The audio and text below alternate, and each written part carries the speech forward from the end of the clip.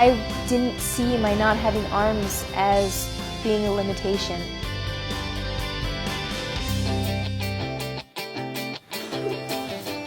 Jessica Cox was born without arms due to a rare non-genetic birth defect, but this hasn't held her back from driving a car, gaining a black belt in Taekwondo, playing the piano, scuba diving, and becoming the world's first licensed armless pilot. Naturally, people saw the fact that I didn't have arms as a limiting factor, but I was there to prove them wrong.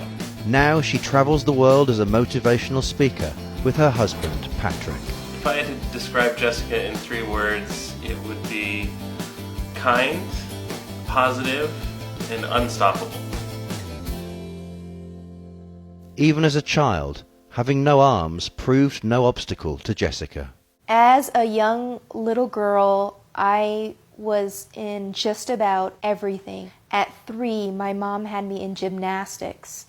At 6, I started tap dance lessons. 10, I started Taekwondo. I did modeling. I swam starting at the age of 5. I did every activity you can imagine. She tried wearing prosthetic arms from the ages of 3 to 14, but hasn't used them since. There's nothing that can substitute the tactile ability of flesh and bone, and my feet have the tactile ability to feel whether something was hot or smooth or rough, and it was just a lot easier to be able to make those connections with the feeling my feet provided. Despite her adventurous spirit, she had always been afraid of flying until she had a life-changing experience. One day, a fighter pilot came up to me and he asked if I wanted to fly in a single-engine airplane. That idea wasn't something that I was too enthusiastic about, but he encouraged me, my dad encouraged me, and I gathered up my courage. I was sitting right beside the pilot and he asked if I wanted to experience putting my foot up on the yoke. And when I did, and I had a feel for what it was like to handle that airplane, I knew I wanted to become a pilot. However, there were a number of challenges to overcome.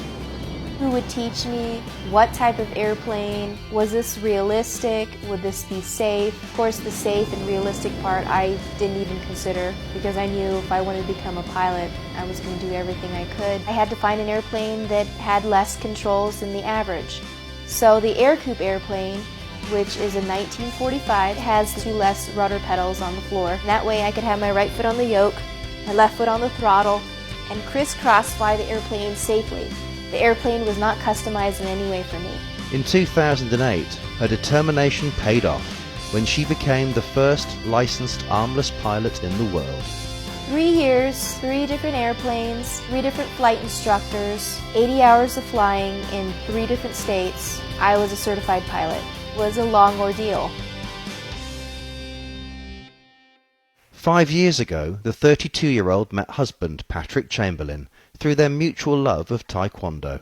I remember looking across the room and seeing him with this confused look on his face. He later told me it's because he thought I had arms and they were in my sweater. Patrick and I work as a team, but he loves to cook, but I do the dishes. We balance each other out in different ways. Thank you. Good morning. Together, they promote Jessica's motivational speaking, which she hopes will inspire others to overcome obstacles as she has. And if there's something you want to do, don't let anything stop you. With that, you must be persistent. Think about the last time you said, I can't. Patrick and I work together to be able to motivate people. He has a very crucial part of my presentation. I get to be the one in the spotlight and in front of everyone, but it would not happen if Patrick wasn't back there eliminating the challenges as a media tech and all-around manager. We have some very interesting adventures on our travels. It's a constant adventure and it's a lot of fun. And while children may be in their future, for now they plan to continue inspiring others. If we did have a child without arms, we wouldn't hesitate because I've been able to live my life just fine without arms. As far as we know, it's not a genetic condition. We have many years to spend together and start a family. We've been talking about continuing to travel the world and bring the motivational speaking to other countries and help change some attitudes about disability.